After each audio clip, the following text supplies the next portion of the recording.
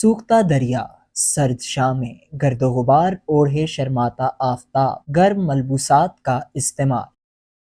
ماہ دسمبر میں ٹھنڈ کی یلغار دارالحکومت مظفرآباد کے باسیوں کے لیے نئی بات تو نہیں، البتہ گزرتے پل، گزرتا زمانہ یہ باور کروا رہا ہے کہ گرد، سموگ، دھوئیں اور اس جیسے کئی دیگر عوامل جو فضائی آلودگی میں بتدریج اضافے کا سبب ہیں، نے دارالحکومت مظفرآباد کے سرد موسم کے حسن کو ماند کر دیا ہے۔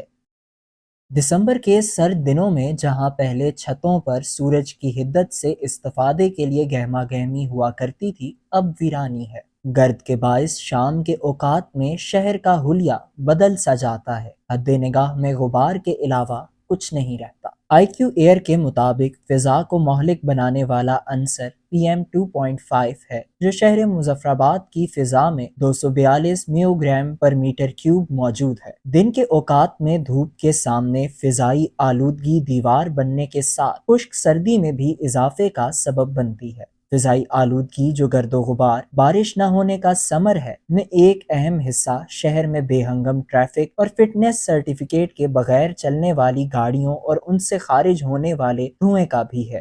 شہری بارش کے منتظر ہیں جبکہ فضا گرد آلود ہے۔ بارش نہ ہونے کے سبب فضائی آلودگی میں اضافے کے ساتھ بیماریاں بھی پھیل رہی ہیں۔ شہری جہاں بارش کے لیے دعاگو ہیں، وہیں موسم سرما سے لطف اندوز ہونے کے بھی منتظر ہیں۔